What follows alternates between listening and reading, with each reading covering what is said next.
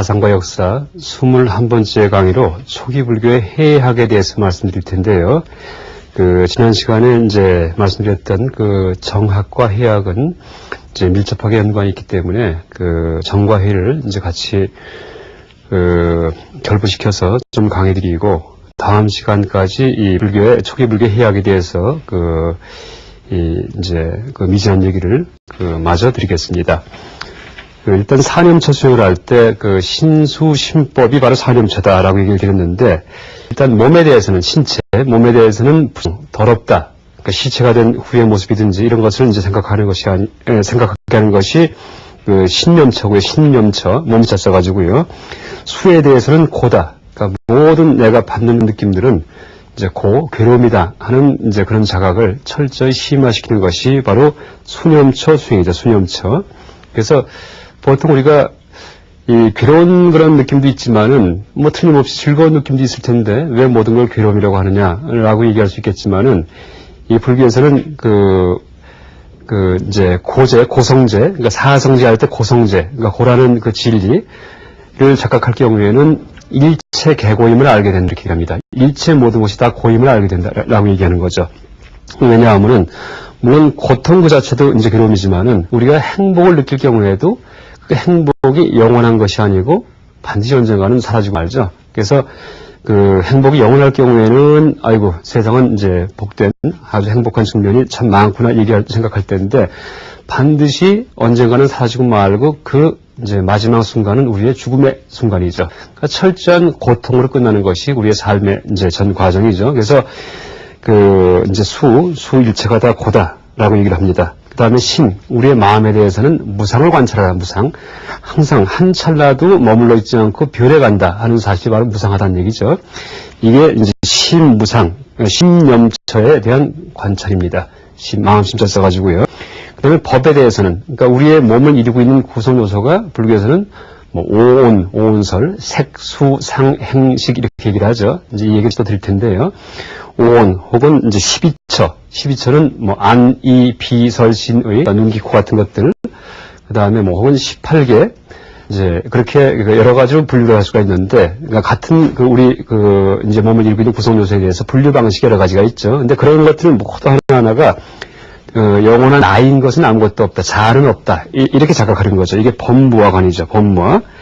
그래서 이제 법무와, 이제 법념처는 이제 무아를 이제 터득하는 거고요. 그래서 이런 터득을 통해서 사제를 관찰해서 사제에 대한 진리를 철저하게 체득하게 되면은 그때 비로소 성자의 지위에 올라간다, 이렇게 얘기를 하죠. 그래서 이 사주관이 깊어질수록 성자에서 나중에 아라한이 될 때까지 이제 그런 단계를 거치게 되는 겁니다.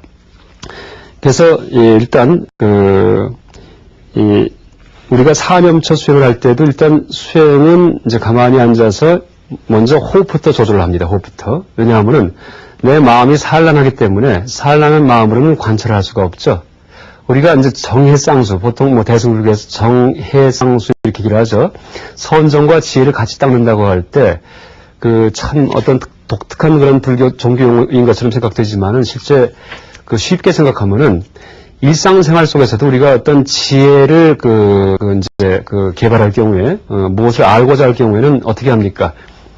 곰곰이 생각합니다. 곰곰이. 그죠? 가만히 생각하죠? 그때 곰곰이 혹은 가만히가 바로 정입니다. 정.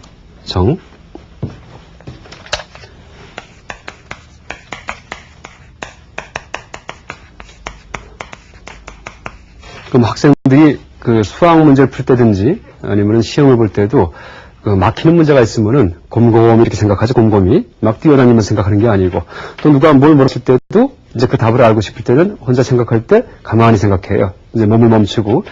그래서 이 곰곰이 생각하는 것이 어떤 지혜를 이제 발생시키는 그런 방법이죠. 근데 이 곰곰이가 바로 삼매 혹은 명상에 해당하고요. 생각하는 것이 바로 지혜에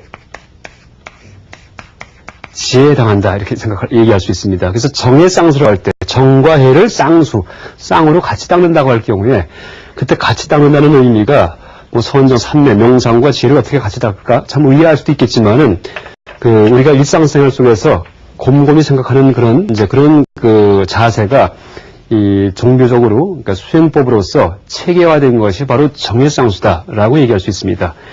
그래서 이 사념처 수행에서 그 신수심법에 대해서 이제 곰곰이 생각할 경우에 그때 무상과 무아와 같은 그런 삼법인의 진리가 이제 우리한테 파악이 된다 이렇게 얘기를 하죠. 삼법인.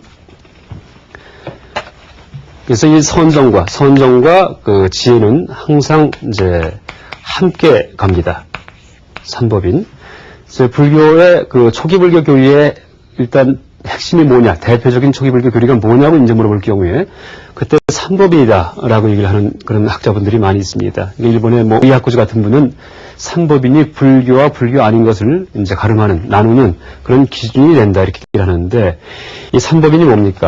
재행무상, 제법무아, 그 다음에 이제 그 열반적정이라고 얘기를 하기도 하고요. 이제 북방불교, 우리 불교권에서는 재행무상, 제법무아, 열반적정을 삼법인이라고 얘기를 하고, 남방불교, 그러니까 지금 남방상자부, 그러니까 소승불교권이죠. 여기에서는 재행무상, 제법무아, 일체계고, 모든 게 다 고통이다 라는 것을 삼법이다 이렇게 얘기를 합니다. 그래서 이 또 둘을 합해서 이제 그 재행무상과 제법무아는 중복되기 때문에 재행무상, 제법무아, 일체계고, 열반적정을 합해가지고 사법인이다 이렇게 얘기를 하기도 하죠.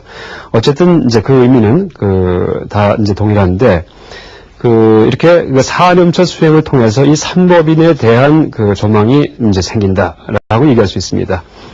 그럼 삼법인이 도대체 뭐냐 할 경우에 첫 번째 재행무상인데, 재행무상.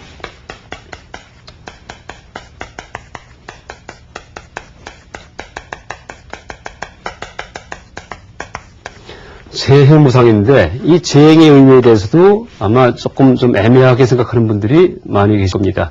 근데 이 재행은 이 범어 원어는 쌍스까라입니다. 쌍스까라. 무상은 아니띠아 이렇게 얘기를 하죠. 그래서 사르베 쌍스까라흐. 그러니까 재행할 때 행자는, 이 행을 얘기할 때는 반드시 이 범어에서 이 복수를 씁니다. 복수. 아흐 이렇게 쓸 경우에는 이제 이게 흐자인데 아흐. 쌍스까라흐 하면 이제 이 행들은 무상하다. 아니띠아흐.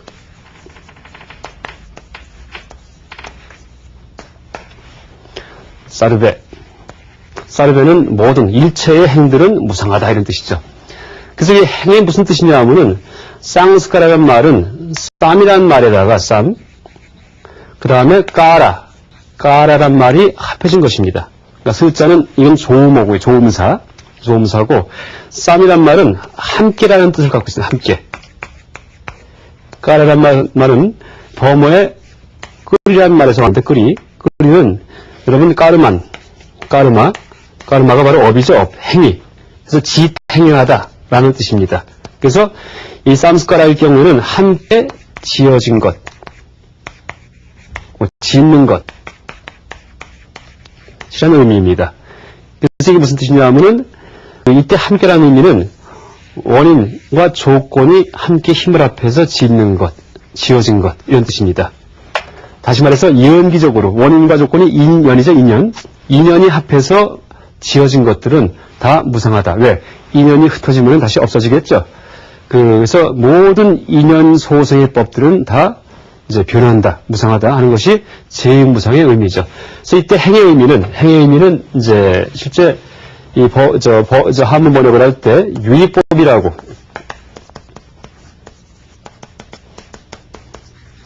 유의법이라고 이제 번역을 하기도 하죠. 이 유의법은 이제 이 범어 언어가 쌍스크립트입니다.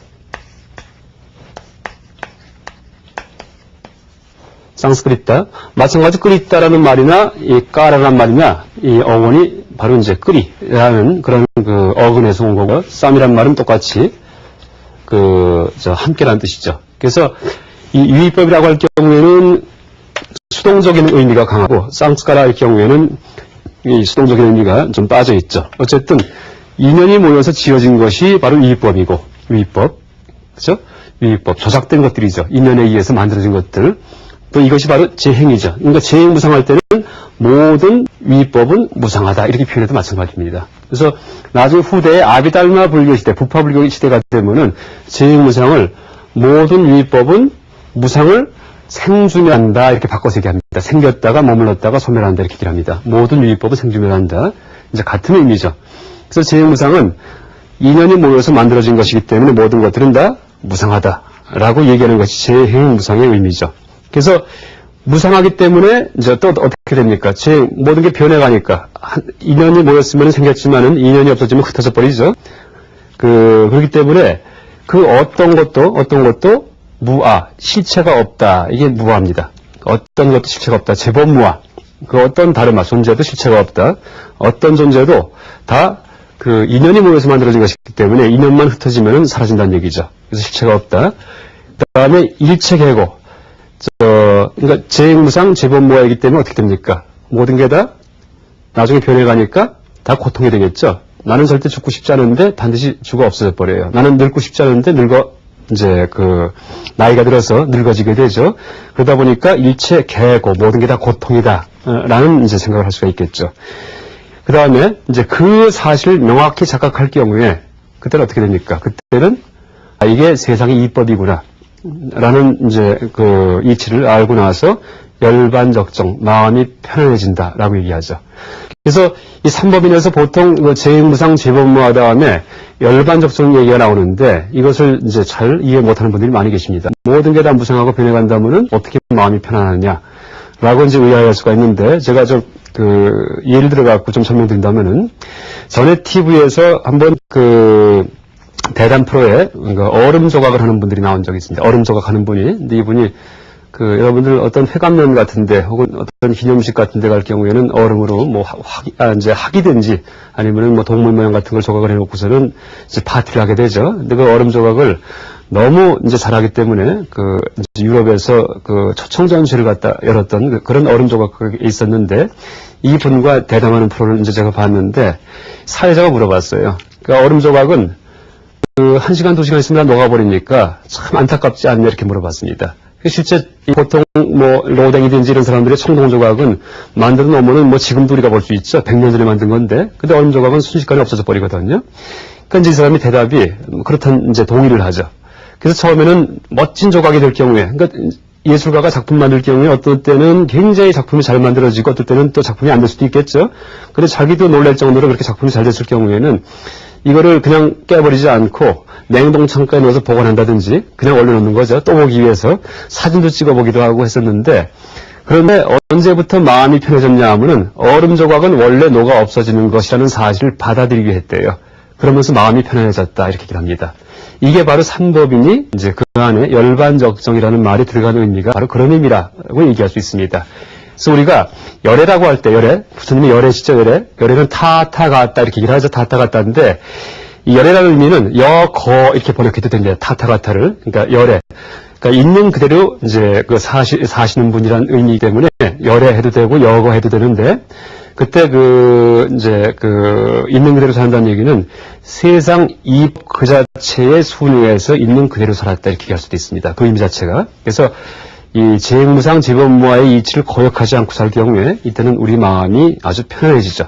그걸 거역하려고 하다 보니까 나이 들면은 자꾸 성형수술해서 얼굴에 주름을 피려고 그러고 그냥 어떻게 보면은 평생 이제 하지 않아도 될 그런 일에 이제 온 하루 종일 시간을 우리가 소모하면서 그렇게 사는 분들이 많이 계시죠.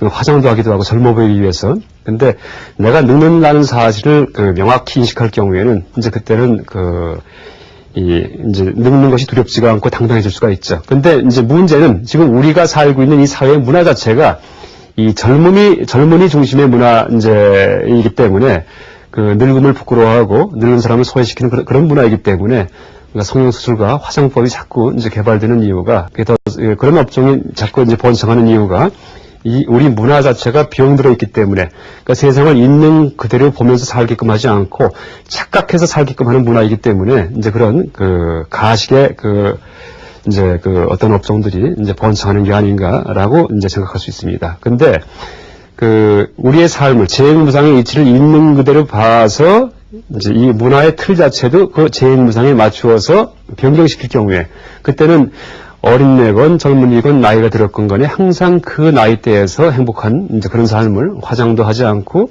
이제 주름을 피지 않더라도 이제 그런 삶이 될 수가 있지 않을까 하고 생각해 봅니다. 그래서 이 재행무상의 이치고요. 그 다음에 이 사성제의 진리가 있는데, 사성제.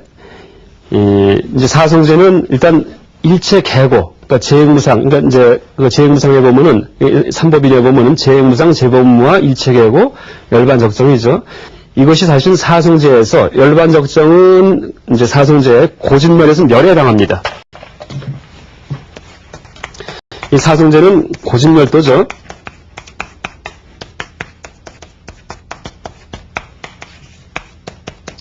부처님 가르침의 핵심이 뭐냐 할 때 바로 사성제다. 네 가지 성스러운 그 진리다.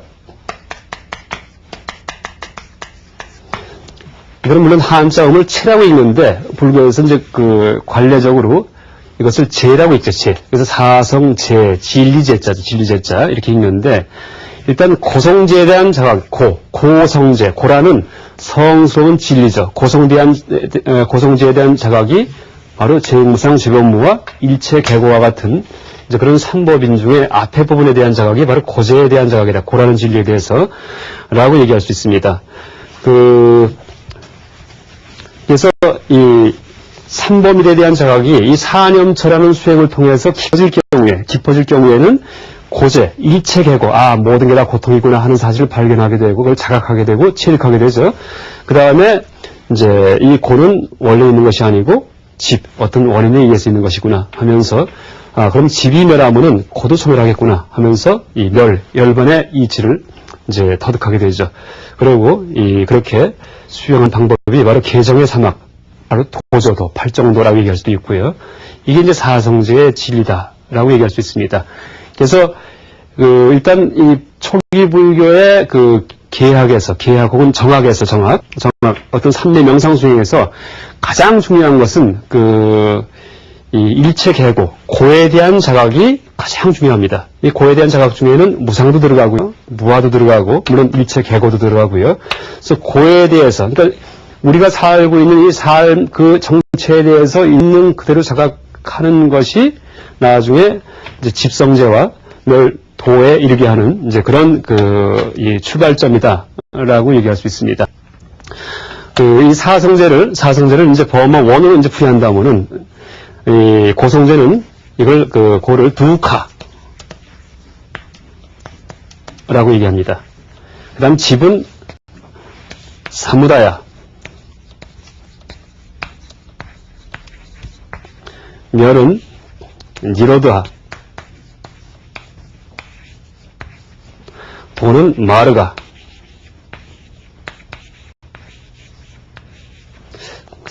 좀 애매한데요.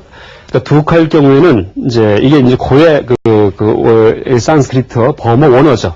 두카는 사무다야는 집의 이제 범어 원어고요. 니로드하는 멸의 범어 원어고 마르가는 도의 범어 원어인데 일단 이 어원을 분석해 보면은 두카라는 말은 이 범어에 두후라는 말하고 크하라는 말이 이제 합해진 그런 말입니다. 그래서 두할 경우에는 이 범어에서 영어의 bad, 나쁘다, 나쁜, 잘못된 의 의미가 바로 두의 의미입니다. 두. 그 다음에 카일 경우에는 카는 이제 무슨 뜻이냐 하면은 카는 이것은 구멍이다, 구멍. 구멍인데 어떤 구멍을 카라고 얘기하냐 하면은 이 카는 마차 바퀴에 뚫린 구멍이 바로 카입니다. 원래 마차 바퀴에서 마차 바퀴가 있으면은 이제 전에 옛날에 이 마차 바퀴를 만들면 가운데 구멍을 뚫어가지고 여기다가 축을 끼겠죠, 축을. 그래서 축을 낀 다음에 이 위에다가 이렇게 마차 올려놓고서 그 다음에 끌고 다니게 되겠죠. 이 축을 끼는 굴대를 끼는 이 구멍을 카다 이렇게 얘기합니다. 카. 그래서 이 어원을 분석할 때 어떻게 분석하는 분이 계시냐 하면은 이 두카는 마차 바퀴의 구멍이 바로 이 구멍이 잘못 뚫렸을 경우가 바로 두카다 이렇게 얘기를 합니다. 그러니까 마차 바퀴의 구멍이 잘못 뚫렸다는 얘기는 이렇게 동그란 마차 바퀴가 있는데 가운데 구멍을 뚫는 게 아니고 이것을 옆에다가 뚫었을 경우 어떻게 되겠습니까? 여기에 바퀴 굴대 축을 낀 다음에 마차가 굴러갈 경우에는 덜컹거리겠죠. 편안하게 굴러가지 못하고 뜻하지 않게 올라갔다 내려갔다 할 겁니다. 올라갔다 내려갔다. 나는 편안하게 가고 싶은데 뜻하지 않게 다른 일들이 자꾸 발생하는 거죠.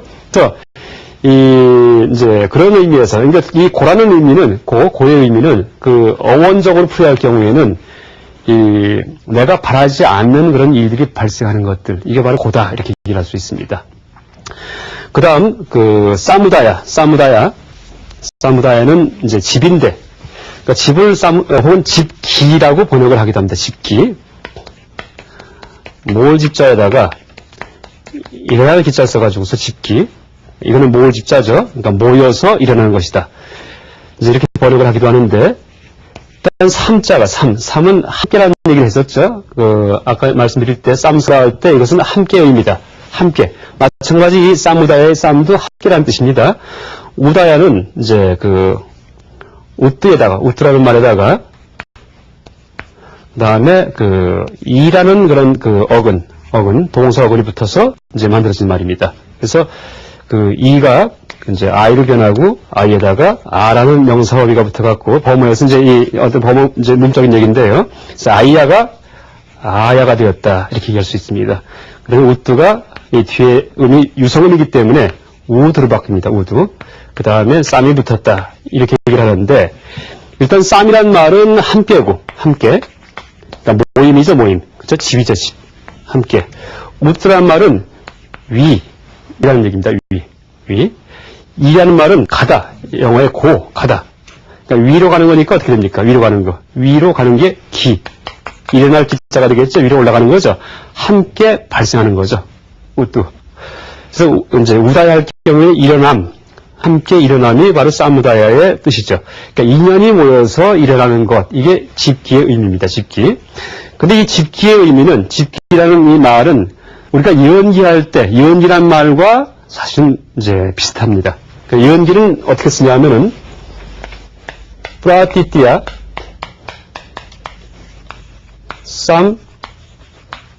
무뚜빠다. 이것이 이제 예언기인데,